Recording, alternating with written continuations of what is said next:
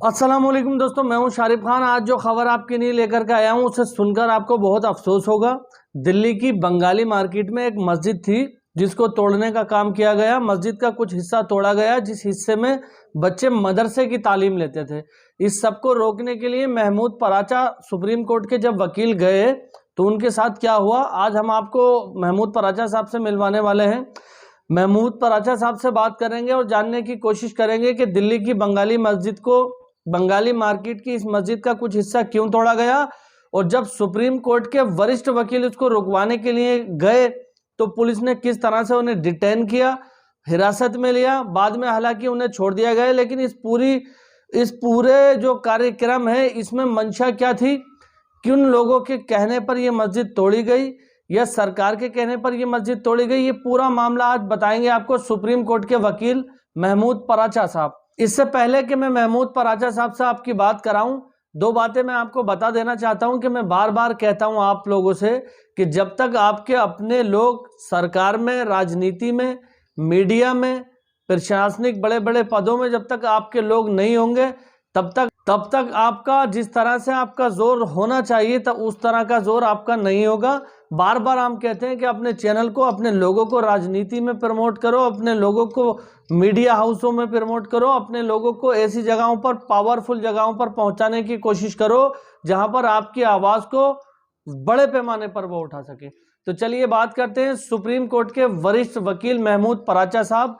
जिस समय ये घटना हो रही थी दिल्ली के अंदर मस्जिद पर जब बुलडोजर चल रहा था तो हाई कोर्ट के अंदर महमूद पराचा साहब की एक तारीख थी केस की, उसको छोड़ करके मस्जिद को रुकवाने के लिए महमूद पराचा साहब दिल्ली की बंगाली मार्केट में पहुंचते हैं और अपनी पुरजोर कोशिश करते हैं और काफ़ी हद तक कामयाब हो जाते हैं इस मस्जिद को, इस पर बुलडोजर चलने से रोकने के लिए। लेकिन कुछ अपने ही लोगों के कारण, कहते हैं ना घर का भेदी लंका ढाए, तो कुछ अपने लोगों की करतूतों के कारण महमूद पराचा साहब को डिटेन कर लिया गया। पुलिस ने हिरासत में लेकर पुलिस ले गई उनको और मस्जिद पर बुलडोजर चल गया और साथ ही साथ उस जगह पर वो दीवार भी बना दी जहां पर ये कह दिया गया कि इस दीवार के बाहर का हिस्सा अब मस्जिद के इख्तियार में नहीं है, ये मस्जिद का नहीं है, लिहाजा यहाँ पर कोई भी मस्जिद या मदरसे की कार्रवाई नहीं की जाएगी। देखिए, मैं तो अदालत में था, अपना केस बहस करके निकला। एक हमारे शेड्यूल कास्ट कम्युनिटी के भाई आते हैं, वो ऑकर्स फेडरेशन के बड़े नेता हैं,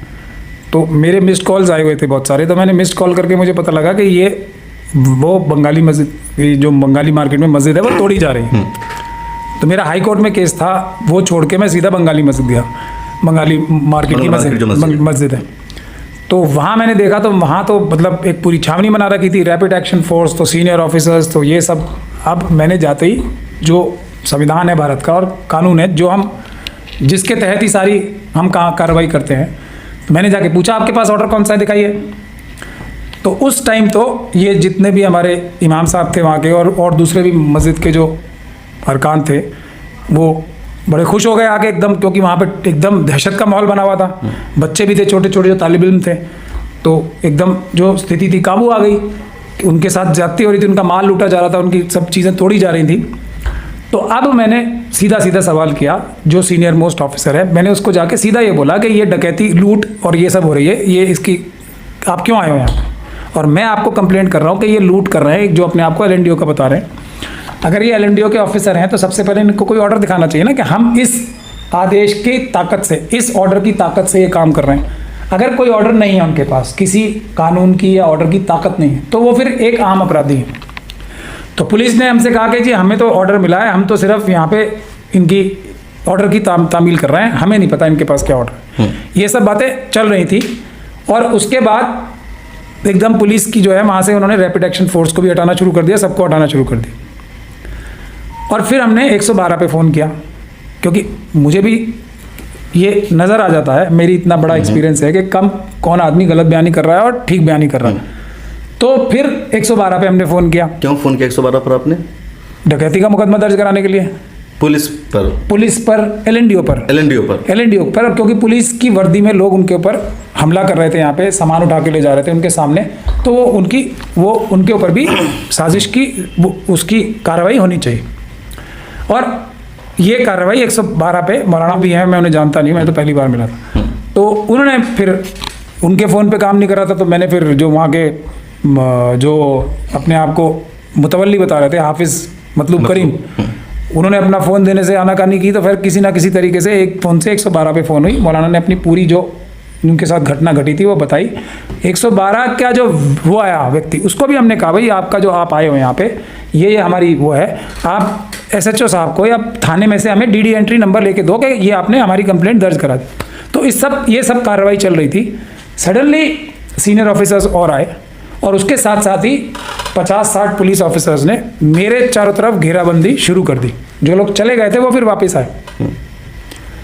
अब मैं तो ये चीज़ें समझने में थोड़ा बहुत एक्सपीरियंस रखता हूँ, तो मुझे समझ में आ गया कि अब ये कोई नया कुछ प्लान करने गए, कुछ प्लान तो पीछे हटे नहीं था बल्कि नई प्लानिंग के लिए नहीं, या फिर वो पहले पीछे ही हट गए थे ऑर्डर ना होने के वजह से। अब कोई नई डेवलपमेंट हुई है जिसकी वजह से ये बात मैं समझ गया था, क्योंकि ऑर्डर होता तो वो सीधे मुझे ऑर्डर दिखाते, बात खत्म हो जाती। अब हम उसे कोर्ट में चैलेंज करते नहीं करते, हम उसके बाद कोई कार्रवाई नहीं करते। तो अब जब ये नई डेवलपमेंट हो गई तो फिर कोई सीनियर ऑफिसर आए, वो पता नहीं ACP या DCP जो भी हो रहे होंगे, और उन्होंने आके कहा कि आप कौन हैं। अभी तक सारे ऑफिसर्स मुझसे बात कर रहे थे और मैं उनसे ये कह रहा था कि मैंने कहा भाई ये लोग हैं यहाँ पे, इनसे पूछ लीजिए आप कौन हैं। तो किसी ने वहाँ पर एकदम उनका सबका वही बदल गया। तो अब मैं हम आपके हैं कौन हो गया वहाँ पे। तो उससे मुझे बड़ा झटका लगा कि ये तो मैं तो आया ही इसी काम के लिए था। अब जो यहाँ के लोग हैं जो अभी तक एकदम साथ दे रहे थे मेरा, वो सडनली क्या हो गया उन्हें।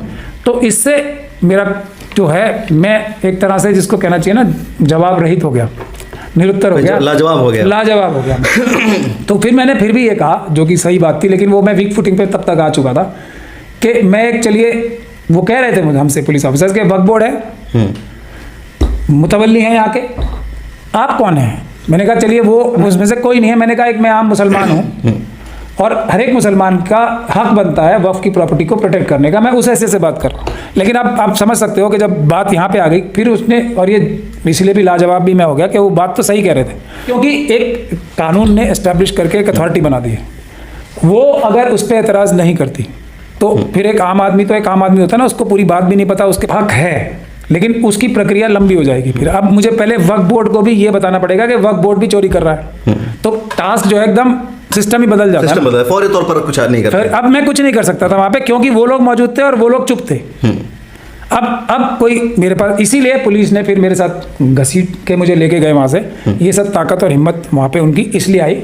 मैं अब एक बात कह रहा हूँ कि मैंने वहाँ पे मुतवल्ली साहब से भी, मुतवल्ली साहब ऐसे हैं कि उनको वक्फ का, उनके पास दो ही चीज़ें थी, या नहीं दिखाना चाहते थे जिस भी वजह से वो, एक गजट नोटिफिकेशन और एक नक्शा।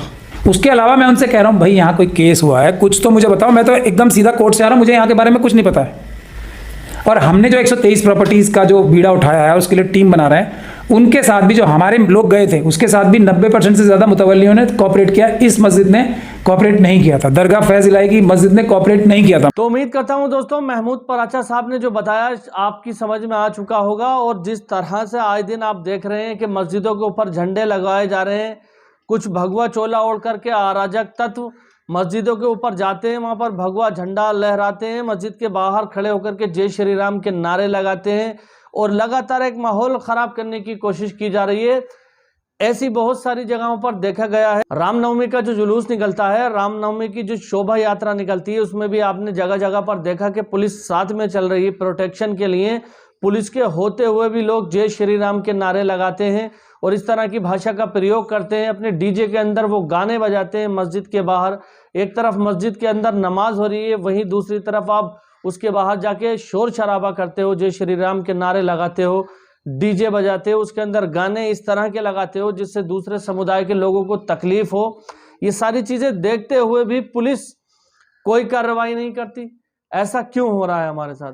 तो मैं फिर से आप लोगों से कहना चाहता हूं कि जो लोग आपकी लाइन में आगे बढ़ना चाहते हैं, जो लोग आपके आवाज़ को आगे बढ़ के उठाना चाहते हैं, उनको सपोर्ट करो।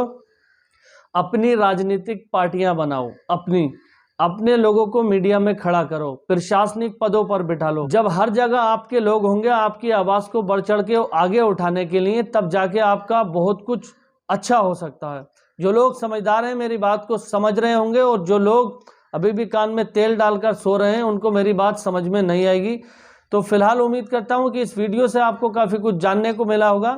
अगर ये वीडियो आपको पसंद आई हो तो मेरे चैनल को सब्सक्राइब करके बेल आइकन पर ऑल का बटन सेलेक्ट कर देना। फिर मिलूंगा इसी तरह की एक नई वीडियो के साथ, तब तक दुआओं में याद रखना। खुदा हाफिज, जय हिंद, जय भारत।